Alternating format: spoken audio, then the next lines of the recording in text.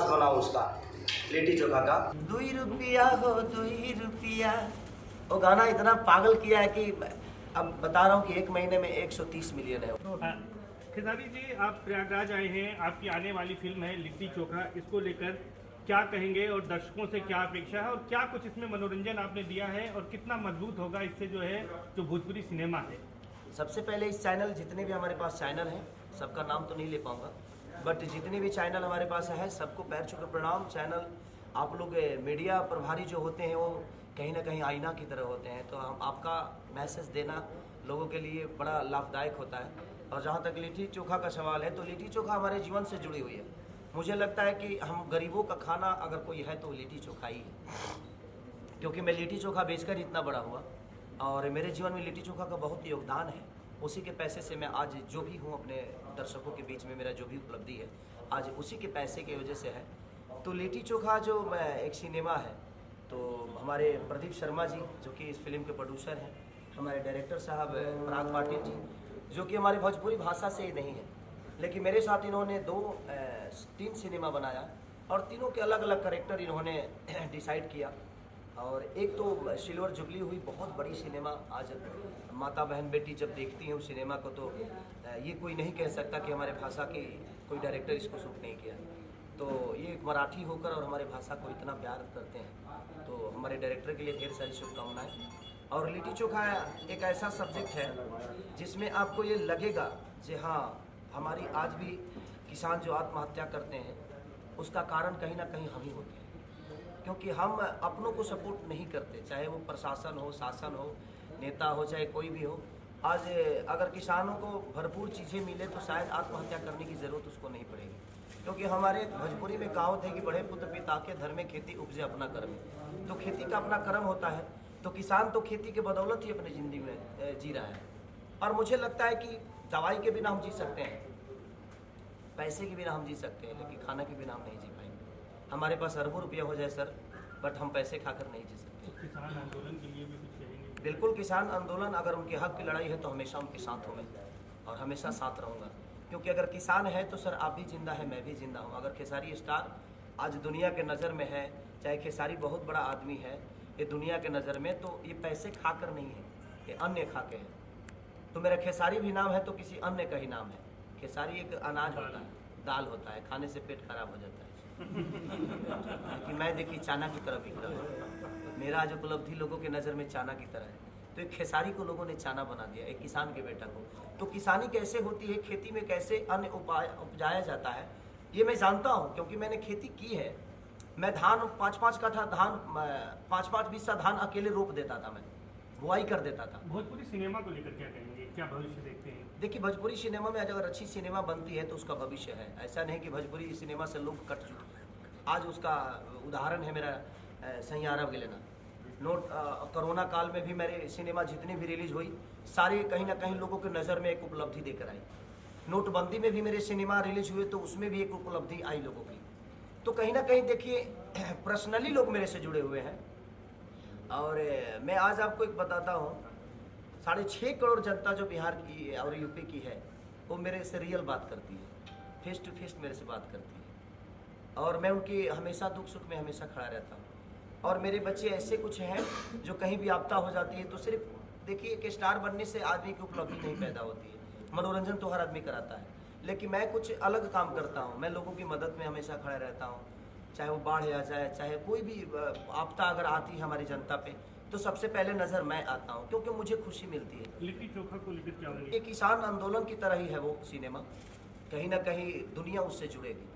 और प्रदीप भैया ने बहुत खर्चा किया उस सिनेमा को बनाने में, जो भी ज़रूरत की चीज़ें हुई, हमें कभी ये नहीं महसूस होने दिया कि हाँ ये नहीं होना चाहिए, ये लोकेशन पे अगर आपका शूट नहीं हो रहा है और ये लोकेशन सिनेमा के लिए अच्छा नहीं है, तो इन्होंने बोला और महंगा अगर लोकेशन हो तो आप करिए, सिनेमा अच्छा बनाइए। क्योंकि कब तक आ रही है? रिलीजिंग डेट तो अभी शायद नहीं आया है, अप्रैल में रिलीज होगी वो, इस महीने के बाद। किसान आंदोलन को समर्थन कर रही है? बिल्कुल किसान आंदोलन को समर्थन करेगी, क्योंकि देखिए कहीं ना कहीं करप्ट किसान नहीं होता है, क्योंकि वो मेहनत करना जानता है सर। टेबल पे बैठ के हम लोगों के बारे में सोच लेते हैं, कभी किसान के खेत में जाकर सोचिए, तब समझ में आता है कि अगर हम जिंदा हैं तो उसी धान के बदौलत, उसी गेहूं के बदौलत, उसी चावल के बदौलत, उसी दाल के बदौलत। क्योंकि हमारे पास अरबों, चाहे अडानी हो, चाहे अंबानी हो, चाहे दुनिया का कोई भी अरबपति आदमी हो, ये दिमाग में रख लीजिए कि पैसे खाना होना तो शायद आप एक दिन जिंदा नहीं रहेंगे, लेकिन अन्न अगर मिले तो शायद आप आजीवन जिंदा रह सकते हैं। तो मेरे कहने का मतलब जे किसान को उसके हक की चीज़ मिलनी चाहिए, और वही कहानी हम लोगों ने लिट्टी चोखा में पिरोया है। और हमारे डायरेक्टर की सोच है, हमारे राइटर राकेश त्रिपाठी जी की सोच है, हमारे पदम भैया की सोच है, हमारे प्रदीप शर्मा जी की सोच है, काजल रखवानी की सोच है, खेसारी की सोच है। उसमें जितने करेक्टर हैं सबकी एक अलग अलग सोच है, सबने अपने विचारधारा को रखा है और हम सबके सुन के काम किए हैं। तो मुझे लगता है कि लिट्टी चोखा है कि भोजपुरी इंडस्ट्री के लिए एक बहुत बड़ी साबित होने वाली है। आप गायक भी हैं, आज होली का मौका है, क्या सुनाएंगे, क्या गुनगुनाएंगे? बस एक ही गाना चल रहा है सर, क्या बताएं, 2 रुपया हो 2 रुपया। हर जगह मैं अभी चला गया था, रात को मैं चला गया बनारस अपने भाई के घर पे, और वहीं से मैंने जिधर रास्ते में गया एक ही गाना बज रहा था मेरा, 2 रुपया हो 2 रुपया। वो गाना इतना पागल किया है कि अब बता रहा हूँ कि 1 महीने में 130 मिलियन है वो गाना। गुनगुनाएं जरा हमारे साथ। अभी तो गुनगुनाया जी। एक्चुअली गला मेरा, मैं 4 दिन से तबीयत खराब में हूँ और इनको पता है, क्योंकि मैं गाऊंगा तो फटे बांस की तरह गाऊंगा। अरे 2 रुपया हो 2 रुपया, चोली रंगाई दे हो 2 रुपया हो, साया रंगाई पौने 2 रुपया। आज हर घर में भी ये गाना बज रहे हैं। एक हमारा मस्ती होता है होली का रंग, तो थोड़ा सा तड़क भड़क गाने की कोशिश करते हैं हम लोग की, ताकि सबका एंजॉय भी हो जाए और सब लोग मज़ा ले लें। तो ये कोशिश रहती है। और आज मैं लगातार, मुझे 7 साल से लग रहा है कि लगातार मैं होली के सारे सॉन्ग मेरे लगातार सबसे ऊपर बजते आपका हैं। बड़ा फेमस सॉन्ग है, नून रोटी खाएंगे छपरा नहीं जाएंगे। सर छपरा नहीं जाएंगे ऐसा नहीं है, वो गाने का भाव था, हम छपरा छोड़ के कहाँ जाएंगे। एक्चुअली गाना था, वो एक मजाक था और मैंने गा दिया, नून रोटी खाएंगे जिंदगी संग ही बिताएंगे। सबका डर से हुए फराई, बताइए लड़की लेके भागेंगे तो उस टाउन में क्या करने जाएंगे। वो एक प्रेमी प्रेमिका का संवाद था कि सबका डर से हुए है फरार, अब छपरा लौट के नहीं जाएंगे। हम लड़की लेके भागे हैं सर, छपरा जाएंगे तो गुटा नहीं जाएंगे। और नून रोटी खाएंगे, उसका एक मोहब्बत है कि हम नमक रोटी खा के भी अपने जिंदगी को लेके, सर देखिए इसमें भी रोटी आया था, यहाँ भी किसान था। नमक की बात आए तो वहाँ भी किसान है।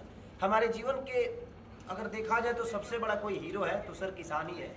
जय जवान जय किसान। देखिए हमारे देश की भी रक्षा अगर हमारा जवान करता है तो कहीं ना कहीं अन्न खा के ही करता है। तो मुझे लगता है कि अगर देखा जाए तो सर्वोपरि अगर माना जाए तो हमें किसान को मानना चाहिए, क्योंकि किसान अगर नहीं होता तो हमारे जीवन में कोई भी बड़ा आदमी चांद पे भी जो जाता है वो रोटी खा के ही जाता है। तो हम दुनिया की कोई भी मिशन अगर तय करते हैं तो रोटी खा के ही, चावल खा के ही तय करते हैं। इसीलिए हमारे जीवन में किसान की उपलब्धि सबसे ऊपर होनी चाहिए। खेसारी लाल स्टार पर्दे का हो सकता है सर, लेकिन मुझे लगता है कि रियल जिंदगी में अगर कोई स्टार है और स्टारडम है तो वो किसानों का है, क्योंकि उनके बदौलत ही मैं आज कुछ बोल रहा हूँ। अभी 4 रोटी खा के आया तो आवाज़ निकल रही है सर, रोटी नहीं खाता तो मैं भी लड़वा के ही बोलता। तो किसानों को लेकर के आप बहुत मतलब एक तरीके से दुश्मन है। सरकार क्या लगता है, सरकार नहीं सुन रही है, क्या कहें? देखिए सर, सरकार की बातें तो मैं नहीं जानता, क्योंकि मैं सरकार में नहीं हूँ। मैं सरकार, जिस तरह सरकार मेरे से है मैं उससे नहीं हूँ। तो मुझे ऐसा लगता है कि सरकार को इस पहलू पे काम करना चाहिए, जब उनके सामने थाली में रोटी आती है ना तो सरकार के हर आदमी खाता है सर, चाहे वो मुख्यमंत्री हो, चाहे प्रधानमंत्री हो, चाहे गृह मंत्री हो, चाहे कोई भी मंत्री हो सर। मैं पढ़ा लिखा कम हूँ इसलिए कम मंत्रियों का नाम जानता हूँ। तो मुझे ऐसा लगता है कि जब सामने थाली में रोटी आती है ना तो एक बार उनको, उन किसानों की तरफ देखना चाहिए सर, क्यों किस दर्द से हमारे थाली में वो 2 रोटी देने का काम किया है। हमें अगर कोई सरकार किसी किसान के लिए करता है तो सर साल में 1 बार करना है उसको, 1 बार बिल पास करना है, चाहे कोई भी तकलीफ हो उसको 1 ही बार करना है। लेकिन किसान हर दिन अपने पसीना बहा के और आपके लिए सालों भर की रोटी की व्यवस्था करता है। तो हमें लगता है कि हमारे अगर कोई असल माँ बाप है, अगर कोई असल हमारी ज़िंदगी का रक्षक है तो कहीं ना कहीं वो किसान है, जो कि हमारे जीवन में सबसे बड़ी उपलब्धि किसानों की। सरकार के लोग क्या लगता है नहीं समझ पा रहे ऊपर? देखिए ये तो व्यक्तिगत विचारधारा हो गया कि वो क्या समझते हैं, और कि जब तक नहीं समझेंगे तो हम इतने भी कमज़ोर थोड़ी हैं सर। हम भी किसान के बेटे हैं, हमने जब तक लड़ना होगा अपने हक के लिए लड़ाई लड़ेंगे, चाहे वो जिस लेवल पे हो।